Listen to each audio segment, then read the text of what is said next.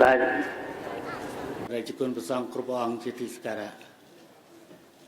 ไอ้ดอมนักรตูในสถานะพลังประจำบริจินาจักรกัมพูชีไอ้ดอมลูกเตียวอลูกสไรบองพูรวมชีตแต่บางในเชิงชูรูมในขนมอากาศนี่จิติกรุณนึกระลึกปีขยมกนาขยมไงนี่ขยมประการนาขยมปฏิเมการิเรตบานวิลมาเพียขังทบงเรื่องที่นี้พนมปิงซาจิตไม่บรองเทียบนต่อปีการปีไงจันคือในเพียขังทบงบานสกายทาสัมพุทธเลยหกสมัยในไอ้บังเชิงไอ้จอบที่กรมพนมปิงจะมวยหนึ่งไข่กระดาษมาสมัยนี้คือไตรเตอร์สัมพุทธหนึ่งบาวกาทานในตึกห่างชื่อรีจินีพรมปิงแตะตองเตินหนึ่งวิสัยเกล้าได้แตงกาสร้างซ่องหนึ่งแตงกาจับรามสร้างซ่องหนึ่งสร้างซ่องรวยเฮ้ยดำไล่ป่าป่า$200 โดยไล่แต่สำรองไม่คือ$150 ไงนี่คือบานมาตื้อขัดโบวินมาล้องสำหรับสมโพธิได้ปราประในโรงจักรประพฤติกรรมตึกสะอาดในโรดจำเห็นที่ปีได้ก่อสร้างล้างโดยแถบิกาปฏิพิระบอบรัฐกรสวายัตกรมพนมปิงนั่งกำใจปีที่เงียบเงียบรังสำหรับการปฏิวัติสำหรับไงใจคือหนึ่งวิลเตอร์ตื้อขังเชิงวิ่ง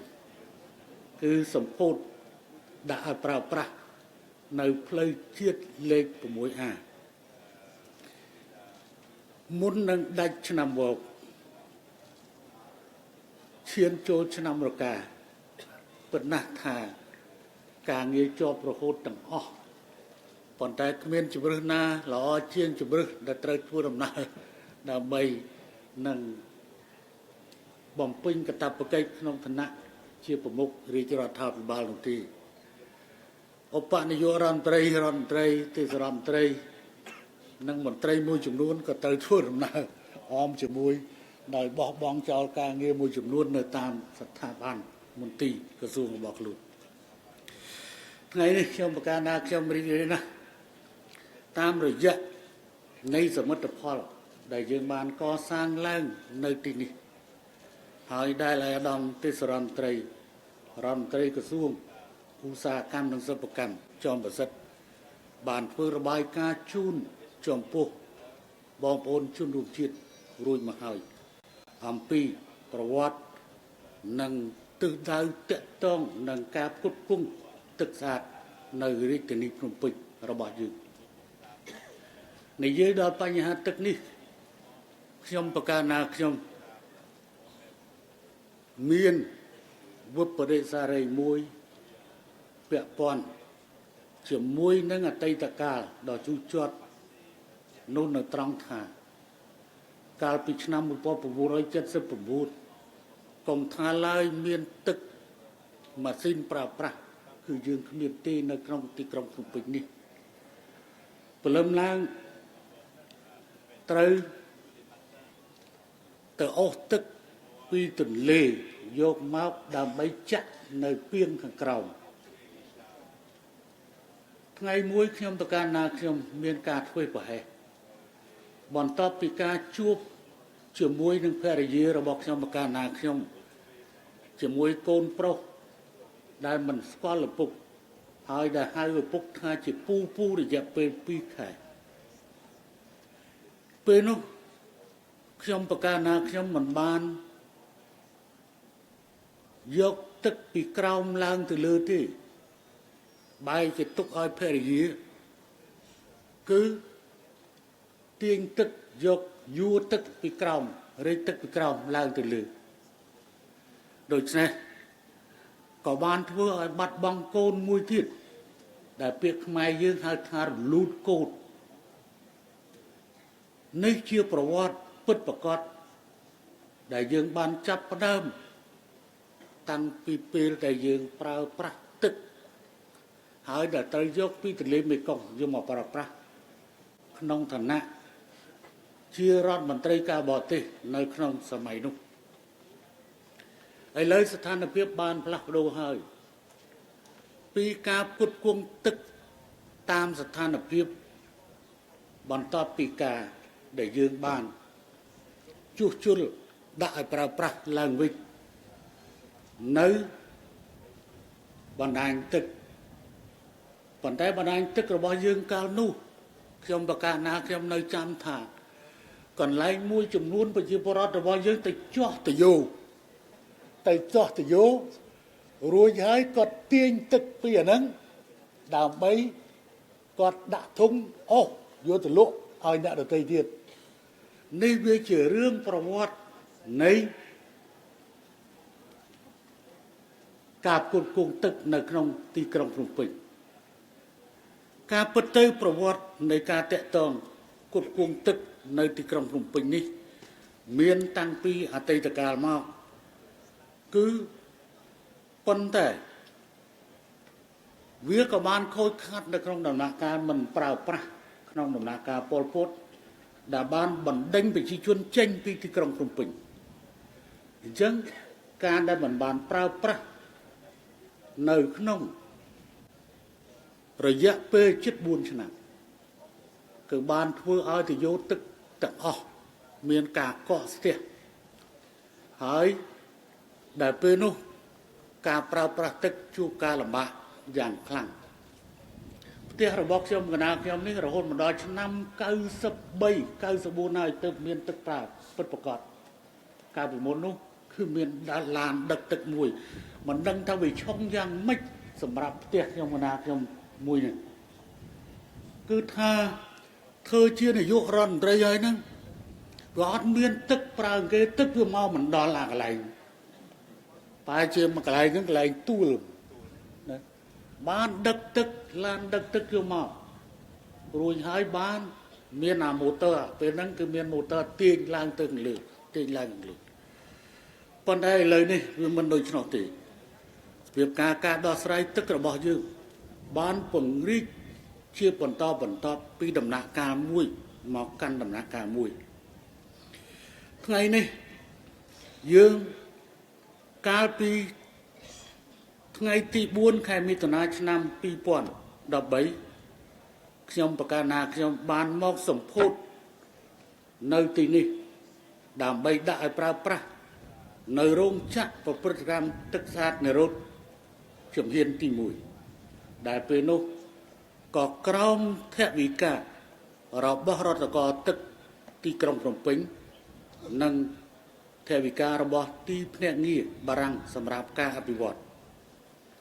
ព្រមទាំងភ្នាក់ងារសហប្រតិបត្តិការជាតិនៃប្រទេសជប៉ុនផងដែរថ្ងៃនេះយើងសម្ពោធសារជាថ្មីម្ដងទៀតដើម្បីដាក់ឲ្យប្រើប្រាស់នៅជំហានទី2ដែលមានសមត្ថភាពផ្គត់ផ្គង់ដោយពេលមុនតម្រូវការនៅទីក្រុងភ្នំពេញកាន់តែធំទៅ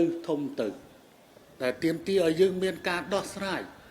ហើយការដោះស្រាយទឹករបស់យើងនៅពេលនេះមិនមែនជាការដោះស្រាយទឹកដូចទសវត្ស80នោះទៀតទេទឹករបស់យើងពេលនេះគឺអាចផឹកបានតែម្ដងដោយមិនចាំបាច់យកទៅដាំប៉ុន្តែយកល្អដើម្បីធានាអនាម័យគឺដាំល្អជាងមិនដាំការរីលូតលាស់របស់យើងនេះតាមនៃការគ្រប់គ្រងដ៏ល្អរបស់រដ្ឋបាលទឹកទីក្រុងភ្នំពេញដែលជាអង្គភាពស្វ័យយ័តមួយសម្រាប់ការផ្គត់ផ្គង់ទឹកនៅទីក្រុងភ្នំពេញនេះហើយលាតសន្ធឹងទៅដល់ទីក្រុងតាខ្មៅនៃខេត្តកណ្ដាលឥឡូវនេះយើងបន្តជំហានតទៅទៀតដោយដែលអាដាមទេសរដ្ឋមន្ត្រីចោមប្រសិទ្ធបានលើកឡើងពាក់ព័ន្ធជាមួយនឹងបញ្ហាការផ្គត់ផ្គង់ទឹកតម្រូវការនេះមិនគ្រាន់តែសម្រាប់ប្រជាជននៅក្នុងទីក្រុងនោះទេក៏ប៉ុន្តែនៅគ្រប់ទីកន្លែងប្រជាជនសិតតែមានតម្រូវការដូច្នេះយើងមានផែនការមេមួយសម្រាប់ ការផ្គត់ផ្គង់ទឹកសម្រាប់ប្រជាពលរដ្ឋរបស់យើងខ្ញុំប្រកាសណាខ្ញុំសូមយកឱកាសនេះថ្លែងអំណរគុណចំពោះរដ្ឋាភិបាលបារាំងតាមរយៈ AFD ដែលបានផ្ដល់នៅឥណទានសម្រាប់រួមចំណែកទៅដល់ការអភិវឌ្ឍទឹកស្អាតដំណាក់កាលទី2នៅទីនេះហើយសង្ឃឹមថាមិត្តបារាំងនឹងបន្តជួយដល់កម្ពុជាតទៅទៀតហើយក៏ថ្លែងនៅការកោតសរសើរចំពោះក្រុមហ៊ុនវ៉ាងស៊ីកុងសាក់សិនក៏ដូចជាក្រុមហ៊ុនសាហ្វេអញ្ចឹងដែលមកពីបារាំងសម្រាប់ការសាងសង់ឲ្យសម្រេចនៅទីនេះចំណាយថវិការហូតទៅដល់ជាង$60 លានសហរដ្ឋអាមេរិកដែលក្នុងនោះ24ជិត$25មកពីរដ្ឋកោទឹកទីក្រុងភ្នំពេញនិង3624ជិត$25 លានមកពីរដ្ឋកោទឹកទីក្រុងភ្នំពេញនិង$36 លានមកពីទីភ្នាក់ងារបារាំងសម្រាប់ការអភិវឌ្ឍបញ្ហារបស់យើងជាបន្តដែលខ្ញុំប្រកាសណាខ្ញុំសូមយកឱកាសនេះផ្ដល់ជាអនុសាសន៍ចំពោះក្រសួងឧស្សាហកម្មនិងសិប្បកម្មដែលជាអាណាប័ណ្ណព្រមទាំងរដ្ឋកោទឹកនៅទីក្រុងភ្នំពេញទី1ដោយសារកាលពីមុននេះបណ្ដាឃុំមួយចំនួនរបស់ខេត្តកណ្ដាលស្ថិតនៅក្នុងក្របខ័ណ្ឌនៃខេត្តកណ្ដាលហើយពេលនោះក៏បានអនុញ្ញាតឲ្យក្រុមហ៊ុនឯកជនមួយចំនួនបានធ្វើការវិនិយោគសម្រាប់ការផ្គត់ផ្គង់ទឹកទៅដល់ប្រជាពលរដ្ឋឥឡូវសង្កាត់ទាំងនោះបានកាត់ចូលមកដល់ទីក្រុងចូលមកក្រុងភ្នំពេញហើយដូច្នេះកិច្ចការដែលត្រូវធ្វើសូមឲ្យរដ្ឋកោទឹកទីក្រុងភ្នំពេញទិញយកនៅបណ្ដាញទឹកដែលវិស័យឯកជនបានវិនិយោគនៅបណ្ដាឃុំដែលមុននេះជាឃុំនៅក្នុងខេត្តកណ្ដាលឥឡូវបានកាត់ចូលមកទីក្រុងភ្នំពេញដូច្នេះយើងត្រូវបន្ថែមទុនមួយចំនួនទៀតដើម្បីទិញយកនៅរដ្ឋកោទឹកនៅផ្នែកផ្គត់ផ្គង់ទឹកដែលមុននេះវិស័យឯកជនបានវិនិយោគនៅទីនោះហើយនៅផ្នែកខាងជើងខាងត្បូងទីក្រុងនេះគឺដូចជាលោកអង្គញាកុកអានដូចកុកអាន4ឃុំប៉ុន្តែកុកអានដូច្នេះយើងខិតខំទិញយកដើម្បីធានាការផ្គត់ផ្គង់ទឹកក្នុងតម្លៃមួយព្រោះឥឡូវឃុំមួយចំនួនសង្កាត់មួយចំនួនដែលកាត់ចូលមកទីក្រុងភ្នំពេញនៅប្រើប្រាស់ទឹកដែលមានតម្លៃខុសគ្នាជាមួយអ្នកដែលរស់នៅក្នុងទីក្រុងភ្នំពេញដូច្នេះសង្ឃឹមថាលោកអង្គញាកុកអាននឹងយោគយល់ទៅដល់សភាពការនេះហើយក្រៅពីនោះក៏នៅមានបណ្ដាញទឹកមួយចំនួនផ្សេងទៀតដែលនៅសង្កាត់ទើបនឹងកាត់ចូលមកទីក្រុងភ្នំពេញត្រូវបន្តការទិញយកដើម្បីយើងតបជាប់ជាមួយនឹងបណ្ដាញទឹកដែលមានបច្ចុប្បន្ននេះហើយអនុវត្តនៅថ្លៃប្រហែលគ្នាចំណុចទី2គឺពិភាក្សាជាមួយនឹងអគ្គិសនីកម្ពុជាតាក់ទងនឹងការប្រើប្រាស់អគ្គិសនីនោះវាតាក់ទងជាមួយនឹងតម្លៃទឹកដែលអាចនឹងផ្ដល់លទ្ធភាពឲ្យរដ្ឋកោទឹកទីក្រុងភ្នំពេញបញ្ចុះនៅថ្លៃទឹកក្នុងផ្នែកណាមួយតាមរយៈនៃការចុះថ្លៃភ្លើងសម្រាប់ការបូមទឹកផ្គត់ផ្គង់ សម្រាប់ទីក្រុងភ្នំពេញក្រសួងឧស្សាហកម្មរ៉ែនិងធម្មពលអាជ្ញាធរអគ្គិសនីក៏ដូចជាក្រុមហ៊ុនអគ្គិសនីបានដាក់គោលដៅរួចហើយនិងរបៀបប្រើប្រាស់រួចហើយការប្រើប្រាស់បូមទឹកឬប្រើប្រាស់នៅក្នុងការផលិតឧស្សាហកម្មនៅក្នុងពេលយប់តម្លៃនៅអគ្គិសនីគឺមានតម្លៃថោកជាងពេលថ្ងៃដូច្នេះសូមឲ្យរដ្ឋាភិបាលទឹកទីក្រុងភ្នំពេញឆ្លៀតប្រើប្រាស់អគ្គិសនីក្នុងពេលយប់នៅពេលដែលថ្លៃអគ្គិសនីនោះគឺមានតម្លៃថោកជាងប្រើប្រាស់នៅពេលថ្ងៃដោយសារពេលយប់យើងនៅសល់ភ្លើងច្រើនពេលថ្ងៃយើងប្រើភ្លើងច្រើនណាស់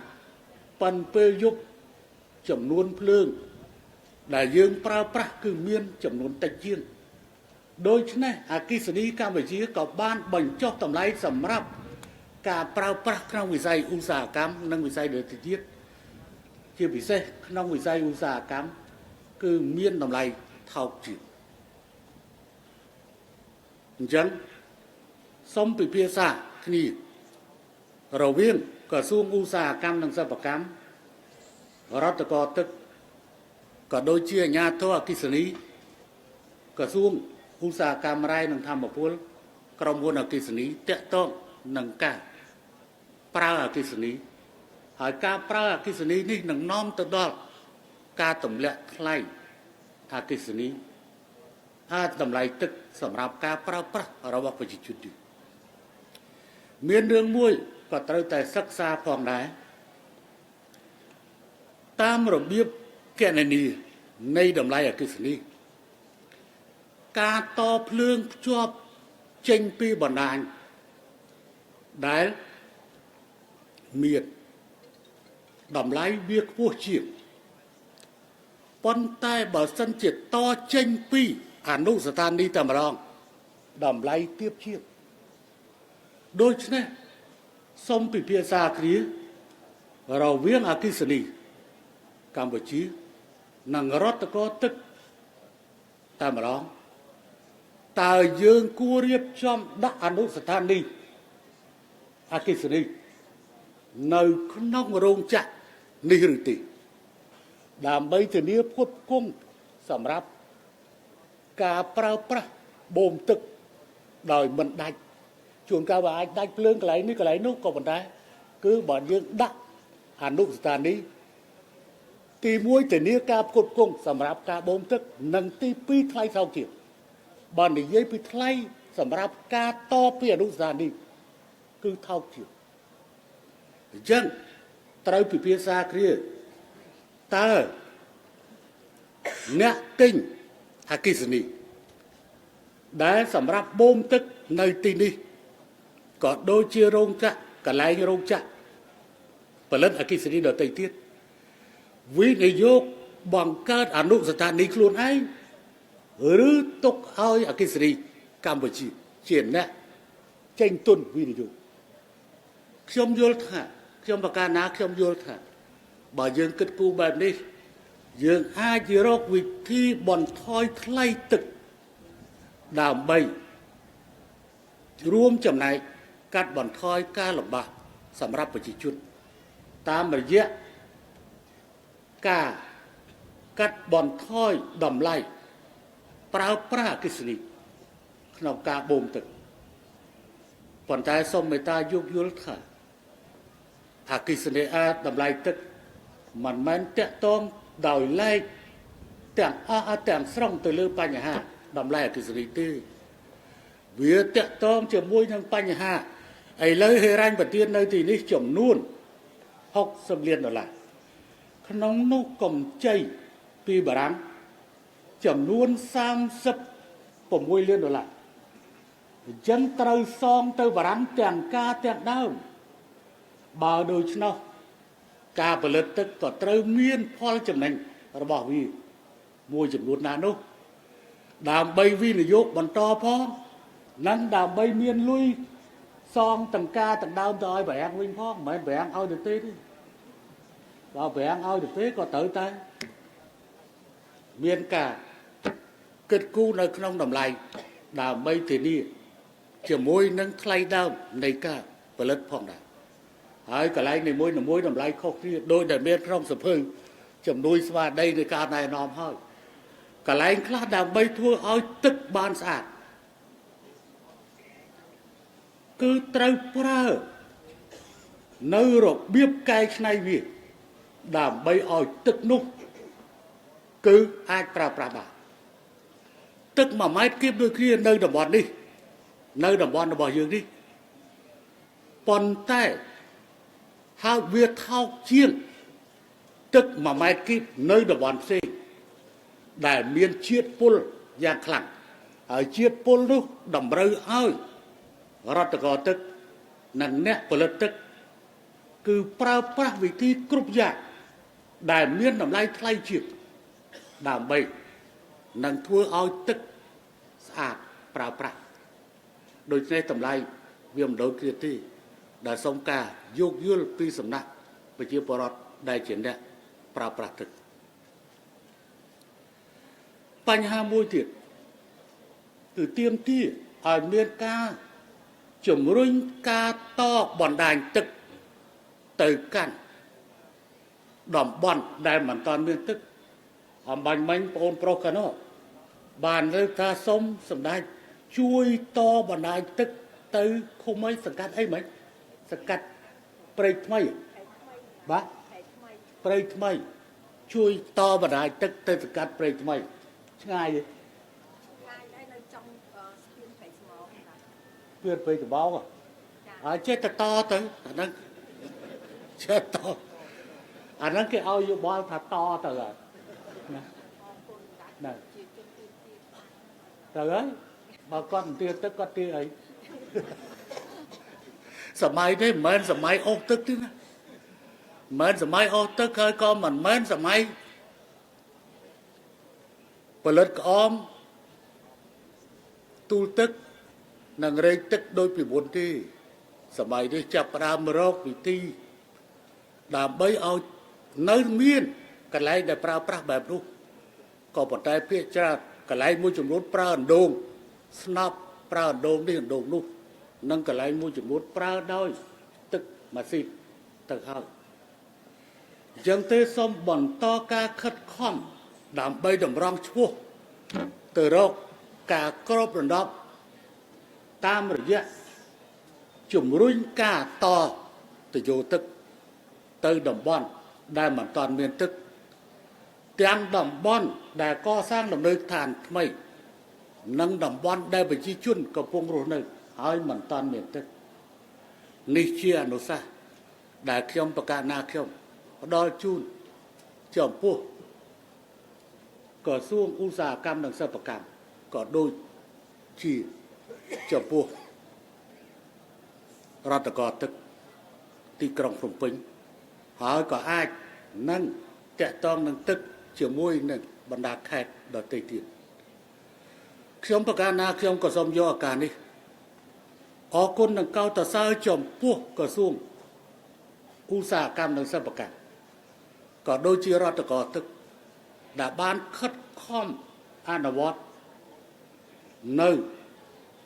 អនុសាសន៍របស់ខ្ញុំប្រកាសណាខ្ញុំអំពីការតទឹកនិងគុតគង់ទឹកសម្រាប់កម្មការនីនិស្សិតសិស្សដែលរស់នៅតាមផ្ទះជួលដែលមុននេះតម្លៃទឹកត្រូវបានកំណត់ដោយម្ចាស់ផ្ទះប៉ុន្តែឥឡូវនេះតម្លៃទឹកត្រូវបានកំណត់ទៅដោយក្រសួងទៅដោយស្ថាប័នអ្នកផ្គត់ផ្គង់ទឹកដែលធ្វើឲ្យកម្មកររបស់យើងធូរស្រាលនៅក្នុងការបង់តម្លៃទឹកក៏ដូចជាតម្លៃភ្លើងផងដែរដែលមុននេះតម្លៃភ្លើងអាស្រ័យទៅលើម្ចាស់ផ្ទះយើងឲ្យប្រើប្រាស់50គីឡូវ៉ាត់ម៉ោងចុះក្រោមត្រឹមតែ610រៀលទេតែម្ចាស់ផ្ទះតម្រូវឲ្យ កម្មករចេញដល់1000ឬជាង1000ទឹកក៏ដូចគ្នាតែ1250អញ្ចឹង1250ប៉ុន្តែម្ចាស់ផ្ទះឲ្យចេញរហូតដល់2000ឬអាចលើសពីនេះអញ្ចឹងទេសូមកោតសរសើរចំពោះការខិតខំទាំងអស់នេះដើម្បីរួមចំណែកកាត់បន្ថយការលំបាកចំពោះកម្មការិនីដែលរស់នៅតាមផ្ទះឈ្នួលនិស្សិតសិស្សដែលរស់នៅតាមផ្ទះឈ្នួលផងដែរខ្ញុំប្រកាសណាខ្ញុំហាក់ដូចជាបាននិយាយច្រើនដោយសារតែវិញនិយាយជាប់គ្នាឥឡូវស្អកកមកម្សិលមិញឆ្លៀតតែជួបជុំជាមួយនឹង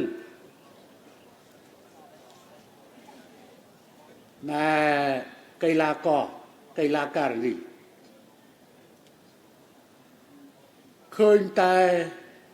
ក្មួយរំហ្នឹងគឺហត់ជួសមក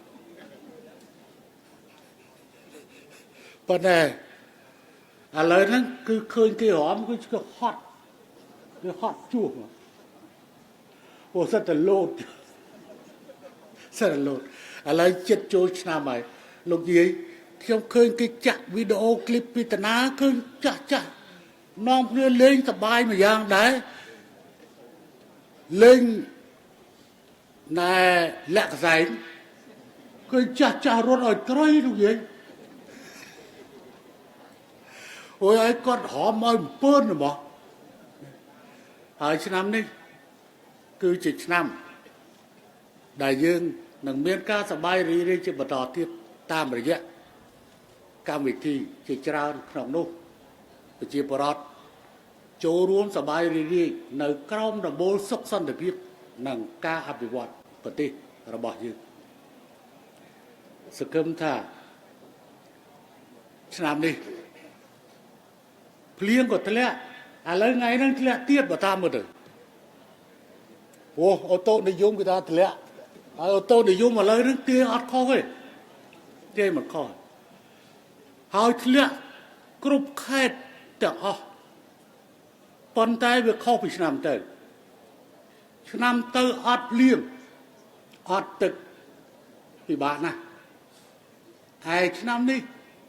យើងមានភ្លៀងយើងមានទឹកហើយប្រហែលជាទទួលទេវតាឆ្នាំនេះប្រហែលជាទទួល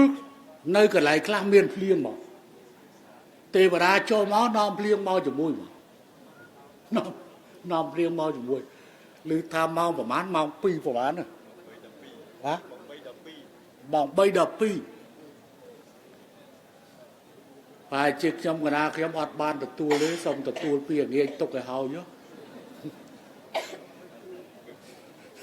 ហើយភ្លឺឡើងចាំទទួលម្ដងទៀតទៅមើលមុខទេវតា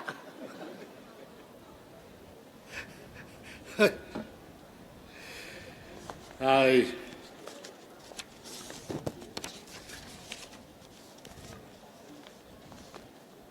ថ្ងៃនេះ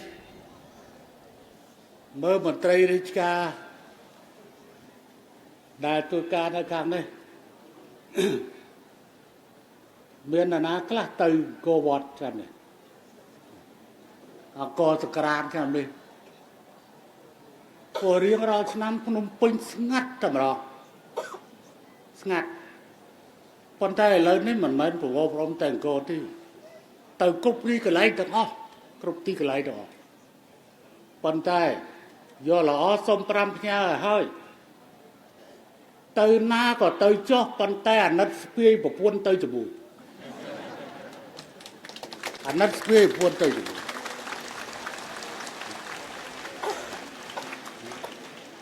ហើយប្រសិនបើប្រពន្ធកូនខ្ចី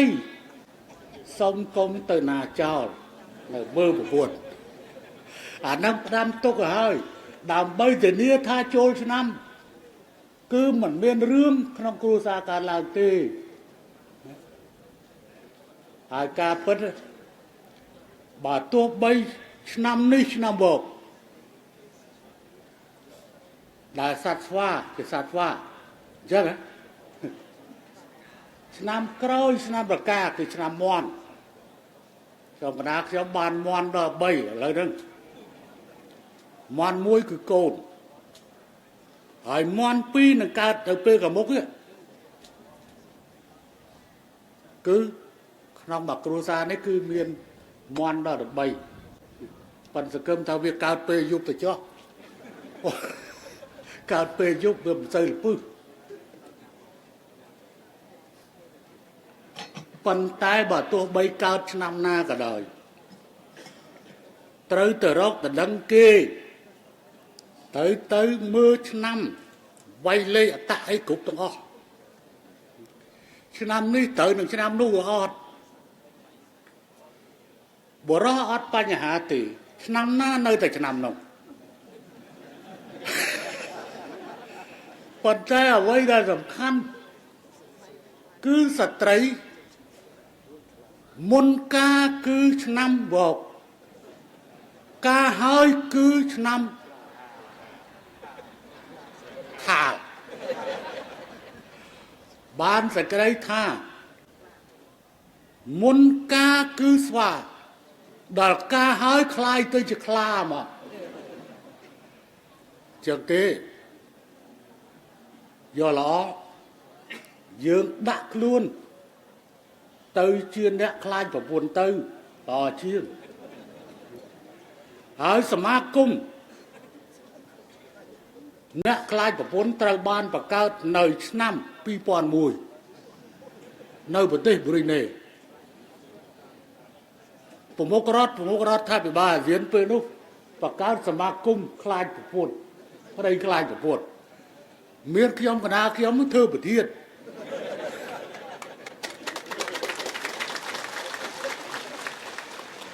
នាយករដ្ឋមន្ត្រីថៃពេលនោះធ្វើអនុប្រធានឥឡូវប្រហែលជានាយករដ្ឋមន្ត្រីម៉ាឡេឲ្យធ្វើអនុប្រធានប៉ុន្តែសួរមើលអ្នកខ្លះអួតនៅក្រោយសិនអត់ខ្លាចប្រពន្ធអ្នកខ្លះនៅក្នុងស្រុកខ្លាចអត់ខ្លាចប្រពន្ធប៉ុន្តែដំណើររឿងមួយនេះចុះចិត្តចូលឆ្នាំហើយអត់អីទេទេវតាមកព្រះរាជាបងចង់ដឹងថាតើមន្ត្រីរបស់ព្រះអង្គមានប្រមាណខ្លាចប្រពន្ធមានប្រមាណអត់ខ្លាចប្រពន្ធអញ្ចឹងទេព្រះរាជាក៏ឲ្យមន្ត្រីរបស់ព្រះអង្គថាណាខ្លាចប្រពន្ធឲ្យទៅខាងនេះអញ្ចឹងជាដើរហើយទៅនៅសល់មន្ត្រីម្នាក់អត់ព្រមទៅណាមកអត់ព្រមទៅណានៅស្ងៀមនៅណាព្រះរាជាក៏បានសួរទៅមន្ត្រីនឹងថាមិនបានជាលោកឯងអត់ទៅណាមន្ត្រីនោះក៏បានឆ្លើយតបជាមួយព្រះអង្គវិញថាប្រពន្ធទូគុំប្រាប់មកថាគេឲ្យទៅណាក៏គប់ទៅនៅស្ងៀម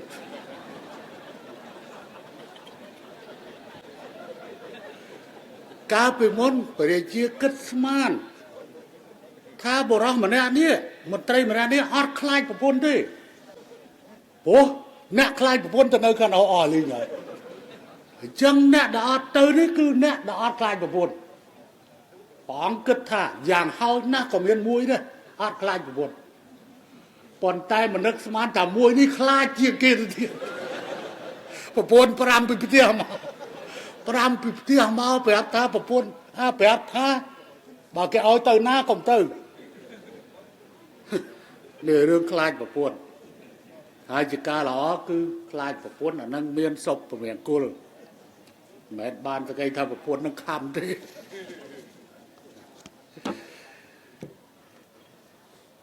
ខ្ញុំប្រកាសណាខ្ញុំ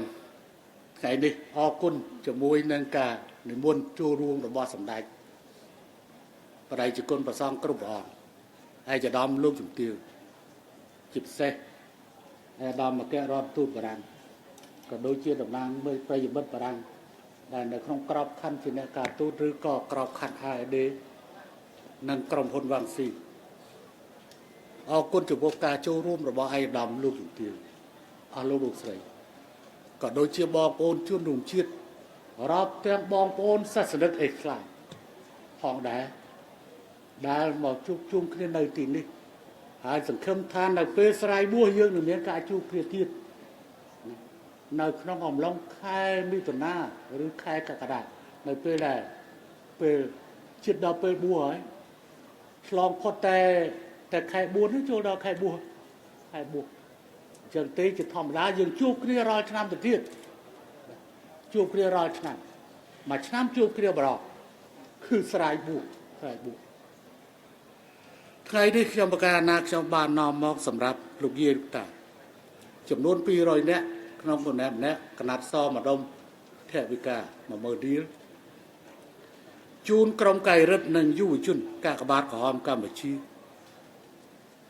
ចំនួន200នាក់ក្នុងម្នាក់ថវិកាចំនួន10000រៀលសិស្សានុសិស្សចំនួន3428នាក់ក្នុងម្នាក់សភៅ2ក្បាលបិចម្ដៅថវិកា5000រៀលជូនលោកគ្រូអ្នកគ្រូចំនួន252នាក់ក្នុងម្នាក់ថវិកា30000រៀល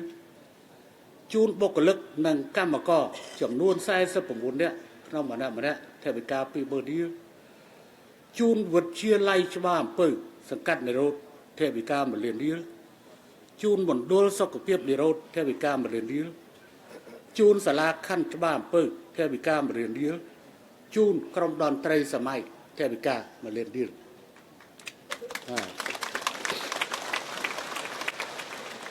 ហើយក្រុមតន្ត្រីសម័យទៅចេះជាងអមចេះណាចេះ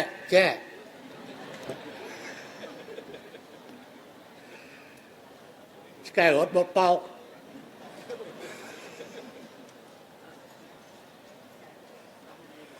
បើសិនជាមិត្តប្រាំចេះរំអាបត់យីកៃជើងបត់ចេះហើយបត់ឆ្កែរត់បុតតោល្អហ្មងអាហ្នឹងស្រួលហ៎អត់អីក្បាច់ដូចក្បាច់ប្រាំង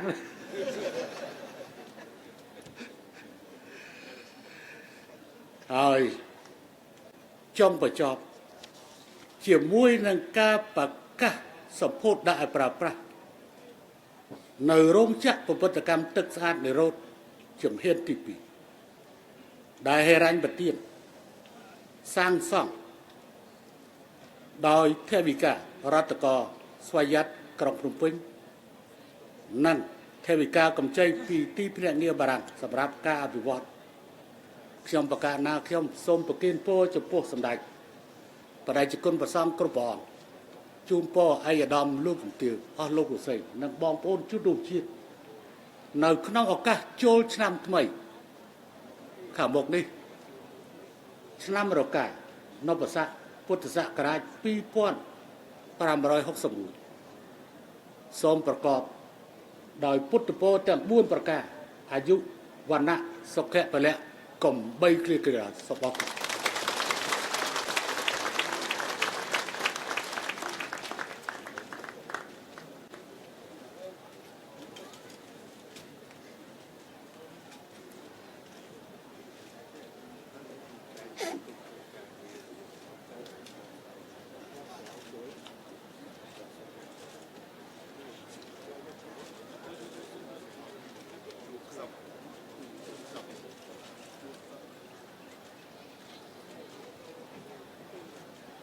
ក្នុងកម្មវិធីជាបន្តទៅទៀតនេះ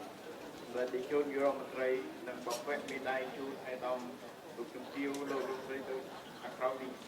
បព្វមេដាយជាសូមការជូនឯកឧត្តមលេបនីសូមពីតមូលមេតាក្រុមអញ្ជើញក្រោមចូលឡើងដើម្បីអបអរសាទរ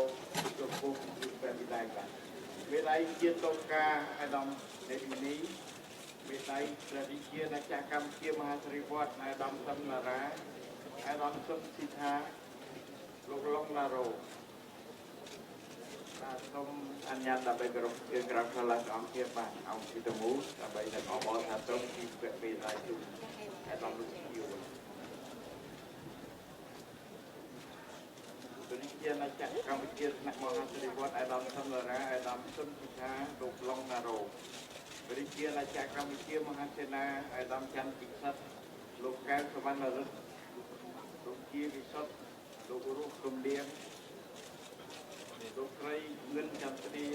និងលោកសម្រិទ្ធសុវត្ថិជា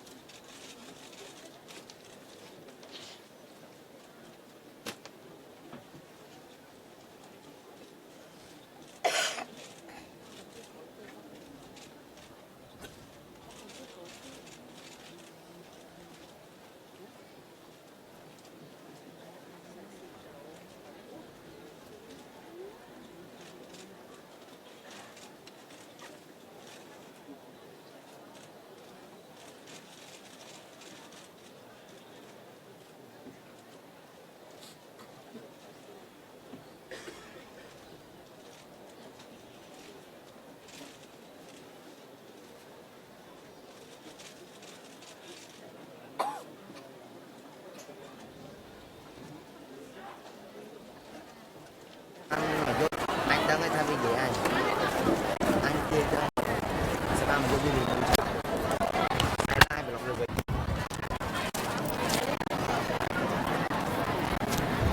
rồi em ông cho hết công hỏi em không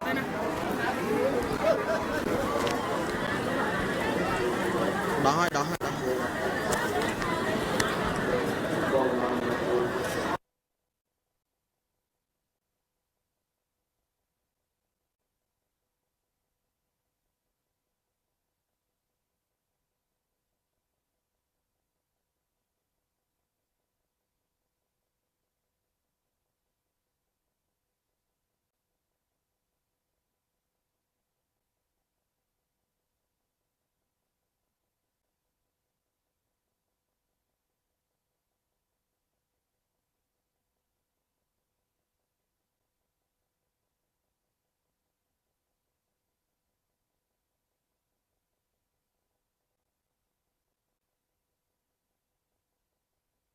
ការនៅរោងចក្រប្រព្រឹត្តកម្មផលិតស្អាតពីរ៉ូតជំនាញទី2បាទ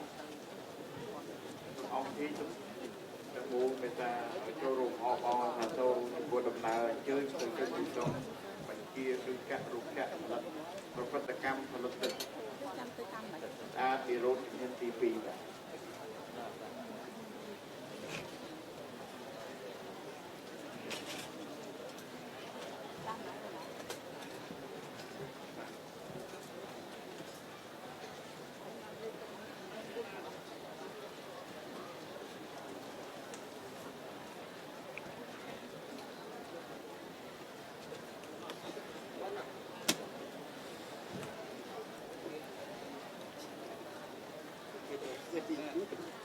Đó là tập khắc.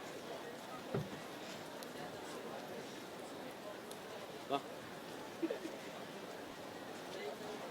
Và xong ông bò thằng to lần nào anh chơi từ cho luôn chuyện thằng này tiếp tục một cua rồi còn lại thì chốt cho thằng đấy xong khi chơi từ xong chơi rung cả nó can đi và xong can nhát thì ông chỉ tầm bố con đái là được cái đấy thì ra đặt ra cái đái là đái xong rung chắc rồi cả anh chơi thì cái xong Bỏ hết sân bỏ có mà sửa chưa? ai đó kêu cái chuột mà chấp rồi chưa ai bài chuột là phải căn cái ta được cái này tốt là rồi người ta rung chăm nó Chăm vào đây chứ không? và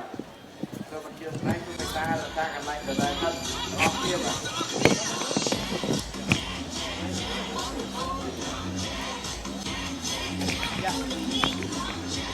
Thấy không?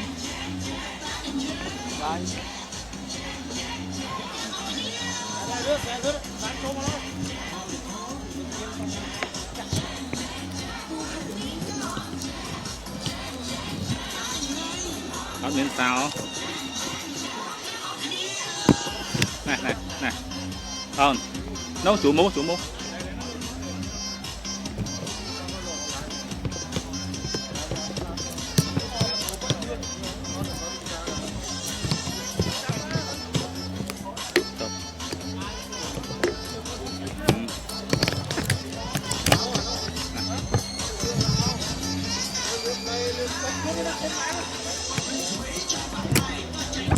rồi người ta là ta cái tay lại rất điên của mà bay chui của mà chui trên xe rồi của người ta chơi chui rất រងចាំវិធីចុចប៊ូតុងជឿនកាក់បញ្ចប់សម្រាប់ជាជំនាន់វិញទៅជឿនបាយយួរពីតាជឿននេះចូលពីតារងចាំតែកន្លែងដដែលអីដដែលទៅបាទហើយចំពោះដោយតែសម្រាប់ចូលការបាត់បែកនេះខាងទីធ្វើមកការកាល័យសំការខាងនឹងបន្តគ្រប់គ្រងឲ្យទៅនេះដើម្បីចែកបន្តជូនទៅដល់លោកតាទីទៅទីហើយលោកគ្រូអ្នកគ្រូទៅតាមទៅការយល់ពីទៅការមិនកំហំទៅបានទទួលជាបទគ្រូរួចហើយបានអរគុណគឺវិញដល់ទៀតខ្ញុំឲ្យថាតាមផ្នែកដល់តាមទៅលោកចាំតាមពិធីដំណើរជាប្រវត្តិរបស់ក្រៅយើងហើយយើងបានវិលត្រឡប់ទៅវិញសូមអរគុណ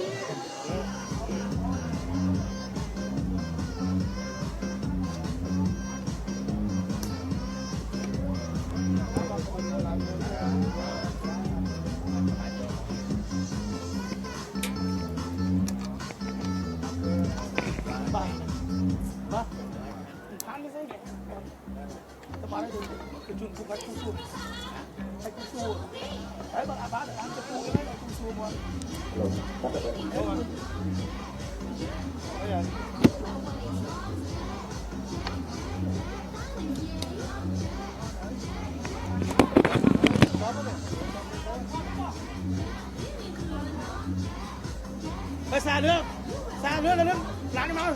bật cân ơi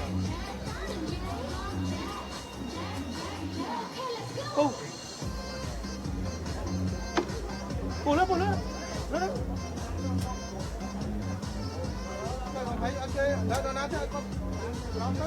mà ra bảo không bảo không tại vì mày tách đi con tay nữa tay dây con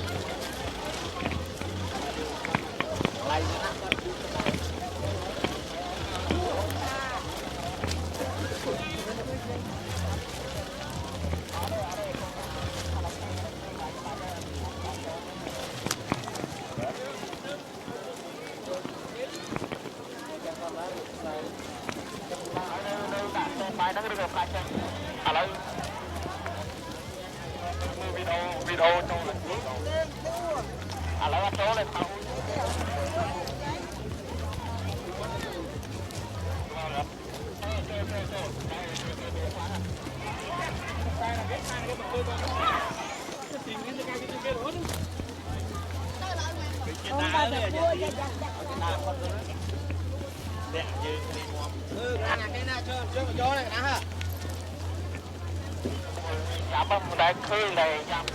bay bay bay ok cho nào